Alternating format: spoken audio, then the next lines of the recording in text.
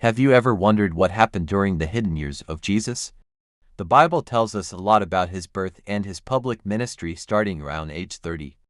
We even get a fascinating glimpse of him at age 12, impressing the teachers at the temple in Jerusalem. But after that, it's like the curtain falls, and for 18 years, the story goes silent. What was he doing all that time? This period, from age 12 to 30, is often called the silent years or the lost years. It's a huge gap in the timeline of one of history's most influential figures.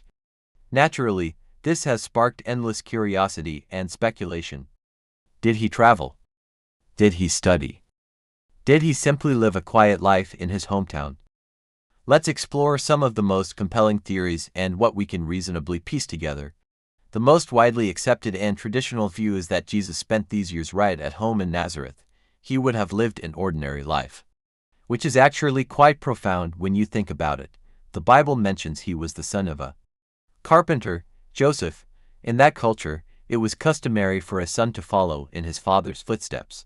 So, it is very likely Jesus learned the trade of a tekton, a Greek word that means more than just a woodworker.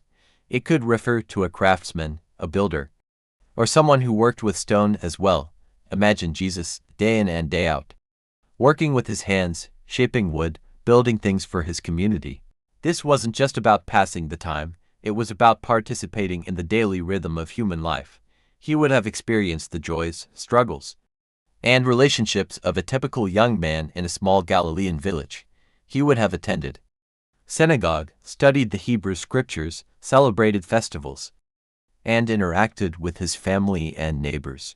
These years would have been crucial for his human development, grounding him in the culture and community he came to serve. Living a normal life made him relatable. He understood work, family, and community from the inside out. But what about the more adventurous theories? Some stories and non-canonical texts suggest Jesus traveled far beyond Galilee. One popular legend claims he traveled to Britain with his great-uncle, Joseph of Arimathea, who was supposedly a tin merchant. This story is particularly popular in places like Glastonbury, England. But there's no historical evidence to support it. It's a beautiful piece of folklore. But it remains just that.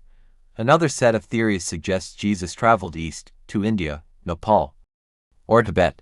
Proponents of this idea believe he went to study with Hindu gurus or Buddhist monks, learning their philosophies and spiritual practices. These ideas became popular in the 19th century and are found in books like The Unknown Life of Jesus Christ by Nicholas Notovich. He claimed to have found an ancient manuscript in a Tibetan monastery detailing Jesus' travels. However, historians and scholars have largely debunked these claims, pointing out inconsistencies and a lack of verifiable evidence. While it's an intriguing thought, it doesn't align with the core teachings and Jewish context of his later ministry. So, where does that leave us? While the idea of Jesus as a world traveler is captivating, the most probable answer is also the most humble one. He likely lived a quiet, seemingly ordinary life in Nazareth. He worked, he learned, and he grew in wisdom and stature. Just as the Gospel of Luke suggests, these hidden years weren't lost or wasted. They were years of preparation. It was in the quiet of a carpenter's shop, amidst family and community, that he was being prepared for the world-changing mission that lay ahead. The silence of the scriptures on these 18 years might be a lesson in itself.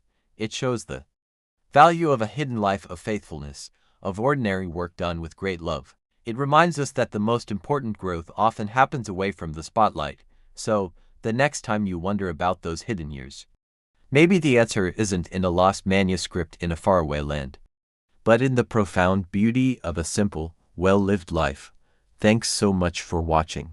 If you found this exploration interesting, don't forget to like this video and subscribe for more deep dives into fascinating historical questions. See you next time.